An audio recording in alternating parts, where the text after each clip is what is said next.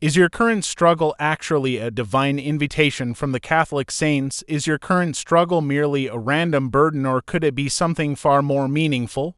Within the rich spiritual tradition of the Catholic Church, suffering is rarely viewed as pointless. Instead, it is often understood as a mysterious invitation, one that draws the soul closer to God. Many Catholic saints, from Saint Augustine of Hippo to Saint Teresa of Lisieux, believed that struggles are not interruptions to holiness but the very path toward it at first glance. This idea can feel counterintuitive. Modern culture tends to equate suffering with failure, weakness, or even abandonment. When life becomes difficult, the natural reaction is to ask, "Why is this happening to me?" Yet the saints invite us to ask a deeper question. What is God inviting me into through this? This shift in perspective transforms suffering from something to escape into something to discern. The Bible itself lays the foundation for this understanding in the letter to the Romans.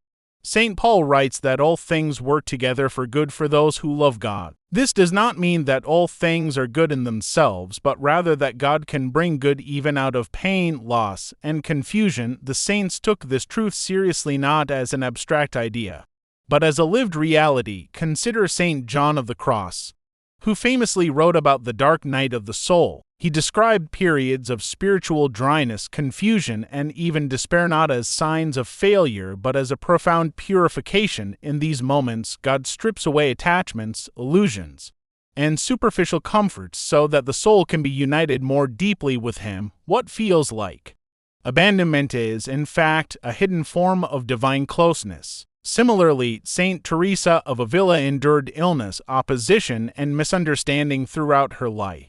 Yet she saw these struggles as opportunities to grow in trust and surrender. She once famously remarked that if this is how God treats His friends, it is no wonder He has so few of them. Her words carry both humor and profound truth. Intimacy with God often involves sharing in the cross of Christ. This brings us to a central mystery of the Catholic faith, the redemptive power of suffering. Through the passion of Jesus Christ, suffering itself was transformed, no longer meaningless. It became a participation in Christ's own sacrifice. When believers unite their struggles with His, their pain is no longer isolated, it becomes part of a greater story of redemption. The saints lived this reality in deeply personal ways. Saint Padre Pio bore both physical and spiritual suffering, including the stigmata.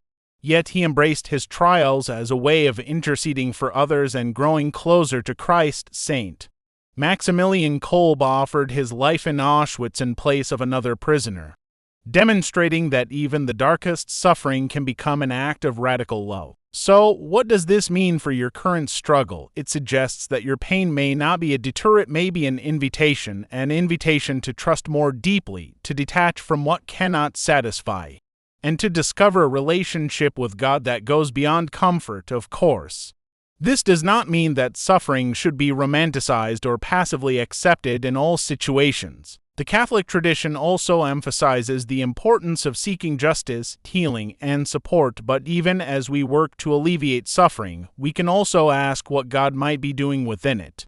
One practical way to respond to this invitation is through prayer. Instead of only asking God to remove the struggle, try asking Him to reveal its purpose. What is He teaching you? How is He shaping your heart? Where is He present, even if hidden? These questions open the door to a deeper spiritual awareness. Another key is to look at the lives of the saints not as distant ideals, but as companions. They were not immune to doubt, fear, or pain. In fact, many of them experienced intense struggles, yet they allowed those struggles to lead them closer to God rather than away from Him. Their lives remind us that holiness is not about avoiding hardship, but about responding to it with faith. It is also important to recognize that divine invitations often come quietly. They are not always dramatic or obvious. Sometimes they are hidden within ordinary frustrations, long seasons of waiting, or unresolved questions. The challenge is to remain attentive, to resist the temptation to numb the pain or rush past it, and instead to listen. In the end, your struggle may be more than it appears. It may be a sacred space where God is working in ways you cannot yet see. The saints assure us that these hidden moments are often the most transformative. They are where faith is purified, hope is deepened, and love becomes more authentic.